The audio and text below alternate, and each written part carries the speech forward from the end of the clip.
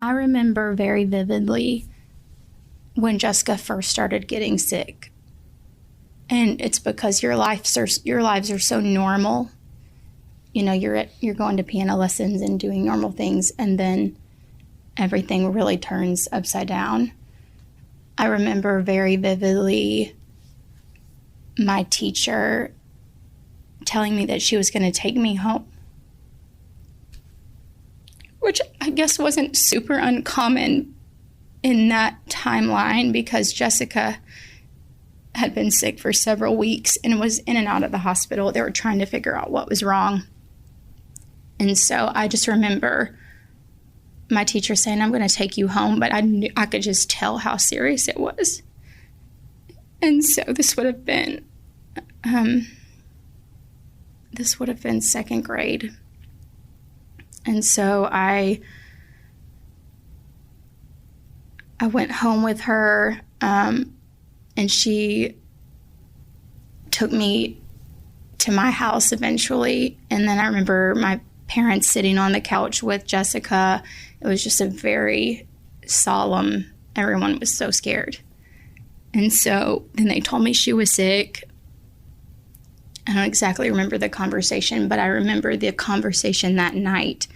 We were all laying in bed together, and this is actually something that I deeply regret. But I did ask if she was going to die in front of her. But I have such regret about that because I know how scared she was, and I don't know if that's even where her mind went, but I just know how worried I was about her.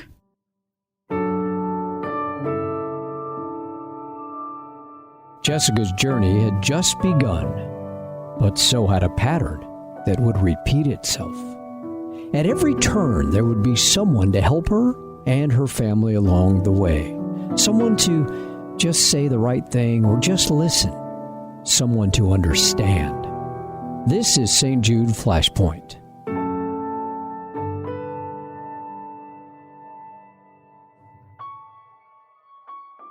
First of all, it's very strange for me when you are part of that St. Jude experience. There is absolutely no way, at least there was not for me, for you to not have all these spiritual happenings that happen as being a part of that. Our neighbor down the street was a St. Jude nurse, and we didn't ever really think too much about that before we started this. And then a little bit closer to our house, our neighbor down the street had been a pediatric cancer patient and lost her leg to osteosarcoma, I think as maybe like a 16-year-old. And so when Jessica was diagnosed, she came down and said, "Well, I don't understand. Is God mad at me? You know, why me? Why do you think me?" And she said, "Why not you, Jessica? This can happen to anybody. You know, you're not being punished. This is just life. It happens." And for her and for us, we're like, well, you know what? You're right. And so we're just going to go with this. We're going to see how to do this and manage this and live our life. And she would tell you, you don't have to stop living your life just because you have cancer. You know, life goes on. It's still life. You know, what do you have to do to make your life as normal as possible within that? You know, I think that was a very defining moment, and that was very early. In that moment, I remember just sort of falling to the bathroom floor and knowing that my life as I knew it was changing forever. And I didn't really know what that meant. I just knew that that was a defining point in my life. And that was at age 9. Of course, my wife Allison had gone through, gotten me through this whole thing. And when you're in that situation, it's very difficult. You know, you're trying to explain, like, we're going to make it through this. It's going to be rough, but we're going to make it. And the only thing we could really come up with, I remember we decided, we had a few of the neighbors. Our next door neighbor was a cancer survivor, and the lady down the street was a cancer survivor. Of course, I was a cancer survivor, and we just said, all those people made it, and you're going to make it too. That was the best we could come up with at the time. My dad had cancer when I was 5. So he had been off therapy for 4 years when I started getting sick. But as a family, we knew what cancer was. We knew what the treatment entailed. We knew that there is a fight that comes with it. And we knew that my mom was going to be the staple, the saint that gets us through. My girls went to school at our neighborhood school, which is where I taught. So they were students there, and I taught there before she was a patient. So we were very ingrained in that community. And because being the art teacher there, and I taught everybody in the school, we had a lot of contacts in the community and a lot of contacts within that school. And so I just kind of always try to go through any situation knowing that we're going to come out of this okay, but what do we have to do to go through this to remain positive, help other people that might be going through the same thing, or maybe, at St. Jude, whatever's happening to you, there's always somebody else on the other side of that. So that just kind of became our next family, our next group of people. We always had a lot of friends, a lot of family friends, and a lot of travel and things, and we just tried to make it become just another part of our life as well as we could. Now, within that, there were times when she was extremely, extremely sick, but then when she was okay, we just tried to do whatever it was that we normally would do. Like she said when she was first diagnosed, 125 weeks of chemotherapy. Mom, I can't do that. I have piano lessons. As a 9-year-old, 2.5 years is an eternity, and I couldn't wrap my head around it. So the first thing that I said was, well, I can't do that. I've got gymnastics and drama club and homework, and I don't have time to fit this in. And he said, well, you're gonna have to figure out how to fit this into your busy schedule. She said, I can't do that. I'm like, well, yeah, you can. You have to, and we'll figure it out. When they told me that I had cancer, I knew what it was. I knew what we were about to go through because of my dad. So I had seen my dad, he had testicular cancer, and he had a really intense treatment. And so I'd seen him be sick. I'd seen him lose his hair. And I knew that was what treatment brought on. And I also knew that it was an idea that you were going to have to fight to make it to the other side. I literally didn't even take that many pictures of myself.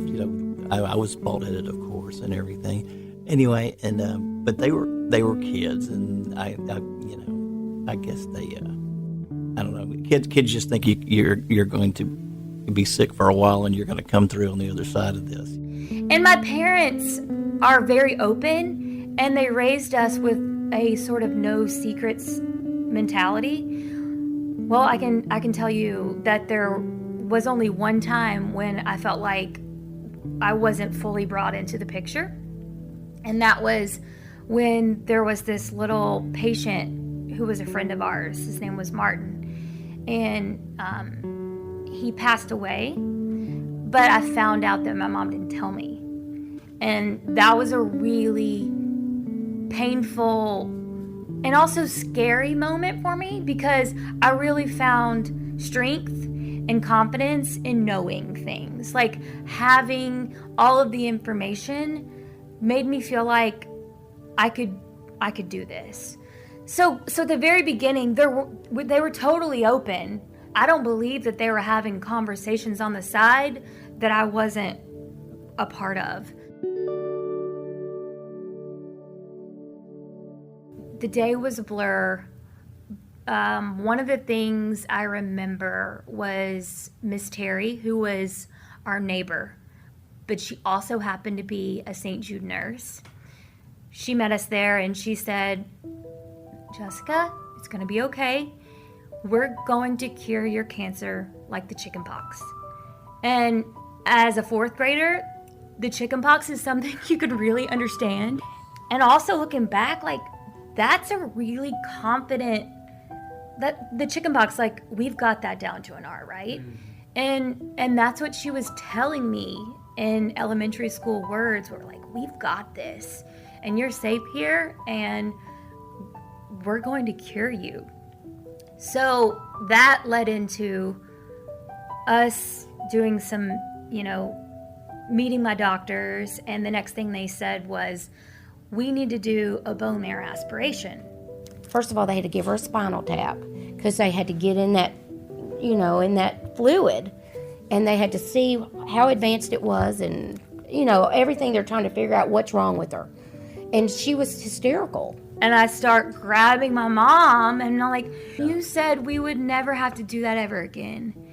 And so they said, oh, no, you won't feel a thing. And I was like, Mom, like, we have heard this. Please, don't let this happen. And they were like, no, but really, you really won't. And I didn't trust, or I had no confidence in that moment. At St. Jude, they put them all to sleep. They even let me be there, And then once she went to sleep, they send you out to the waiting room. And then, because of that first time, she had their trust, But yeah, she was terrified. Who wouldn't be? Who wouldn't be? I was waking up in the recovery room, and I had been, put to sleep, as they say. It was full anesthesia, and I didn't feel any of it. And I woke up, and Mom was crying happy tears because we knew that St. Jude was different. Like, we could feel that this was a place unlike anywhere we'd been before or any of the other hospitals that we'd stepped foot in. When they go to the hospital, they have kind of a roadmap that they give them that they about how their treatment and what it's going to be like and all that. From a dad, all I can say is, you're trying to you just take this one step at a time, and I think that's as best I could. I would say, don't try to take this in one big bite. Just kind of take it a step at a time, and eventually it will be behind you. I think it's the first 6 weeks. It's called induction, and everything is new, and all the drugs that you have to start, and the first bag of chemo they hang literally looked like a garbage bag. It was enormous. Looked like Gatorade, yellow Gatorade. I do remember some really hard days where she was inpatient. So if if you're a sicker patient, or if maybe you have a fever or something like that, then you would go inpatient. There was another routine to it where 3 weeks after she got that same Gatorade stuff, that methotrexate, and then she would get a spinal tap and have it in her spinal tap. After that, the normal thing that happens is that your blood counts tank. But because of that, if you get fever at all, they put you in a hospital of 100.4 or higher. So there would be times when she would be inpatient. And that just became routine. Oh, look, it's 21 days later, Jessica. Guess what's going to happen tomorrow? I'm going to get fever. It's just, it's routine, as bizarre as that sounds. I do remember my mom, how shocked she was to find out that she didn't have to pay for anything. She went to the pharmacy and I think was trying to pay with maybe a check or, something. And they were like, this must be your first day. Kind of one of those situations. I remember her telling us, what a relief that was for her and for our entire family. That would have been an incredible burden for them as parents, but it would also have changed so much about our day-to-day and how, our house. You hear families having to sell their home to pay for cancer treatment. So we didn't have to worry about those burdens. Jordan was great. You know, she was younger than Jessica. She's about 18 months younger than Jessica. She was really there for her all the time. She was really sweet because, you know, I mean, they're sisters, you know, and, you know, when you're 18 months, you're essentially, it's like you're twins so much, and they're in each other's shadow and all of that all the time. I thought she was really great supporting her sister. She was there the whole time, all these visits, all these long stays. You know, in other words, you stayed quite a bit in the hospital, so that becomes part of your life. You know, cancer does affect the whole family, and I remember having some really sad and lonely times. My family really did do their absolute best, and they took care of me well, so I don't want it to sound like that, but I do remember some really hard times of Jessica being in the hospital, and all the attention, of course, needed to be on her. Everyone needed to be giving her great care, and you can't help but, as a 7-year-old, I think, feel a little sad. Maybe if, you know, my mom was be at the hospital, or maybe my parents would both be at the hospital, and I would stay with someone, and our village at the time was so good to me, and I definitely knew how loved I was, but I think there was just something in me as a sibling. I remember some really hard days. For her, I tried to make it, again, as normal as possible, and we were so fortunate that we had these people at my school where I worked who would take her home at night. Her teacher would just take her home. Come on, Jordan, Mom and Jessica got to go to the hospital. You're going to go home with us. My teachers were so good to me, and I would go home with them and, you know, play with them, sometimes while Jessica and Mom were at the hospital. Or we would get to go on trips where my mom or Jessica would talk about involvement with St. Jude, and that might have been something that I didn't get to do otherwise. So there's I think you do lose a lot of things. You naturally do, because your schedule changes. Everything just is a new focus in your life. But I also think there's a lot of really amazing things that come from it. Experiences, perspective. You know, I definitely became more independent, and I just was able to take care of myself more. And then I was really happy to be able to be a support for Jessica. When I was diagnosed, Jordan really had to raise herself, because Mom and Dad are working and or at the hospital with me. And, you know, if I'm inpatient, they're having to stay the night there. And Jordan's like cooking her own, like standing up on stools and cooking her dinner. And she's the most independent, self-sufficient. She was a little bit like that before I was diagnosed, but I definitely think it sealed the deal forever, and she kind of shaped who she is. But she's the rock, and she's my rock for sure. I guess, I did miss out on things, but I don't even really think of it that way.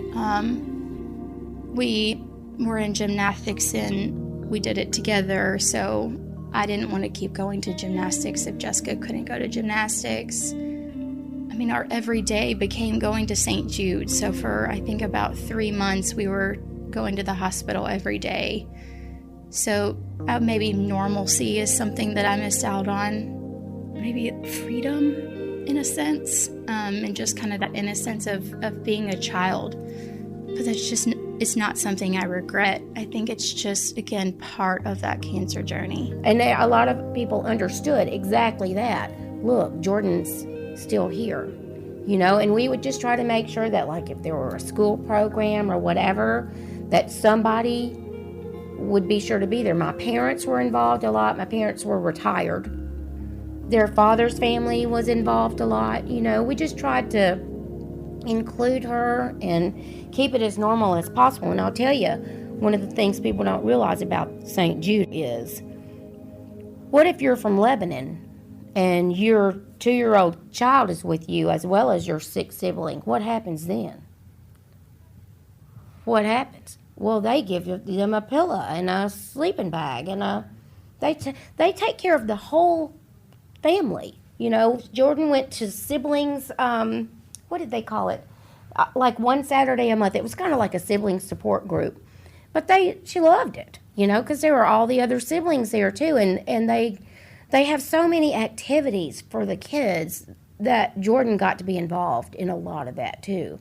Like just celebrities that would come, or holidays that they would celebrate, and they had a siblings room and where they could play games. Or they do such a good job of helping the whole family remain as cohesive and absolutely normal as possible, and we just try to be very intentional. Well, the staple in my life is definitely my sister. Like, she will keep me in check. She will be honest. She's that person who will tell you the truth no matter what, but always in a kind, constructive way. She's younger, but she's almost like the little big sister. And I would say that happened during chemo. I feel really like I've had such a fulfilled life. I'm really lucky. My life has been really amazing. If anything, I get frustrated for Jessica because I have had it so easy. On the other end of the spectrum, she was almost a caretaker as well. Did you take your medicine, Jessica? Hey, do you want to wear this hat today? She owned it too, and I'm telling you, she was 7 years old, but she owned it too, and in a very weird way, their childhood kind of stopped. But it just became something else. It wasn't, hey, let's play with dolls anymore. It was completely different. But the hospital allowed them to still be kids, but together. I would definitely say that we complete each other. I 100% know that I was supposed to be her sibling. Jessica and Jordan and I, early in this process, were laying in the bed one night, and Jordan was 7 years old. Think about it, at 7 years old, what you understand about the process of life and death. Not a lot. Never knew, she had never experienced it. No one in our family had died. And so she said, Mom, we're laying there, how do you know she's not going to die? I'm sure her thoughts were so, in a million places at that point, but I just so deeply regretted it once I asked it. But it was obviously because I was so scared, and I just did not want to lose her. I just remember my mom saying the doctors are going to do everything that they can to take care of her. And I said, well, honey, I don't know that, but I have faith that she will not. I have faith that they know what they're doing, that the medicine is going to work. I think my mom did her best to comfort us and tell us that she was in really good hands at St. Jude and that her doctors were going to take care of her. So from there, I would say that's kind of, again, a blur. I just remember that specific moment being something I deeply regretted. Even though we could see the light at the end of the tunnel, I remember sitting in my room, really, if I'm being honest, with the Bible and thinking, I can't do this any longer. I don't know how I can go on. So there were definite moments where I felt, this is really hard. It wasn't always an easy breezy journey, which is how I like to remember it in my head. And I also feel like your mind does this thing where it sort of helps you cope and you really block out the bad days. And so it's easy for me to recall all the beautiful days at St. Jude, but it's a lot harder for me to dig up these darker moments. Up next.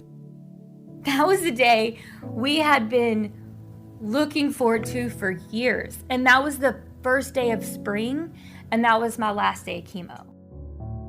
Rate, review, and subscribe to St. Jude Flashpoint on Apple Podcasts or your favorite podcast app. Learn more, donate, or volunteer at stjude.org. Finding cures, saving children.